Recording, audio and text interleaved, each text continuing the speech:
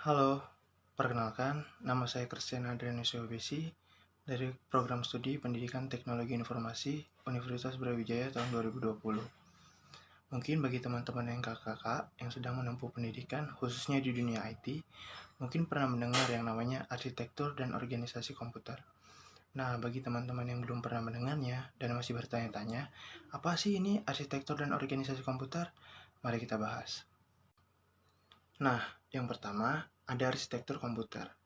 Arsitektur komputer ini adalah ilmu yang mempelajari tentang konsep perencanaan dan struktur pengoperasian dasar suatu sistem komputer, yang biasanya mempelajari atribut-atribut yang terkait erat dengan eksekusi logis sebuah program. Selanjutnya, ada yang namanya organisasi komputer. Organisasi komputer ini adalah ilmu yang mempelajari bagian yang terkait erat dengan unit-unit operasional dan komponen penyusun sistem komputer dalam merealisasikan aspek arsitekturalnya. Nah, jadi teman-teman udah dapat gambaran nih apa yang namanya arsitektur komputer dan apa yang namanya organisasi komputer. Dan tentu saja keduanya berbeda. Selanjutnya, saya akan membahas 4 fungsi dasar sistem komputer. Yang pertama, operasi pengolahan data atau data processing. Data processing ini digunakan untuk mengolah kumpulan data yang akan menghasilkan suatu informasi. Yang kedua, operasi penyimpanan data atau data storage. Data storage ini digunakan untuk mengamankan suatu data atau banyak data yang suatu saat nanti akan digunakan kembali. Yang ketiga, fungsi operasi pemindahan data atau data movement. Nah, data movement ini digunakan untuk mengirim atau menerima data dari satu komputer ke komputer lainnya.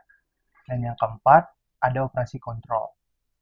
Operasi kontrol ini digunakan dan dikerjakan oleh seorang dengan memasukkan perintah-perintah ke dalam sistem komputer. Lalu, komputer akan mengerjakan sesuai dengan perintah-perintah yang telah diinput oleh pengguna. Nah, bagi teman-teman dan kakak-kakak, mungkin pernah mendengar dan melihat di Google, Twitter, Instagram, maupun platform-platform media sosial yang lainnya, ada istilah yang namanya Computers Technology Now doesn't try to reach velocity too hard, yang artinya teknologi komputer zaman sekarang tidak berusaha untuk mencapai kecepatan yang maksimum. Kenapa hal itu bisa terjadi? Menurut saya ada 3 alasan. Yang pertama, pada zaman sekarang, kecepatan teknologi komputer sangat dipengaruhi oleh elektron bergerak, yang dimana elektron tersebut sangat tidak mungkin untuk dipercepat. Yang kedua, mungkin dengan kecepatan teknologi komputer zaman sekarang, masih sanggup dan mampu untuk mewadahi berbagai software yang digunakan. Yang ketiga, teknologi komputer zaman sekarang lebih mengutamakan efisiensi dan keamanan data daripada kecepatan teknologi komputer itu sendiri. Nah, sekian dari pengenalan arsitektur dan organisasi komputer. Jika ada kesalahan kata, saya mohon maaf. Terima kasih.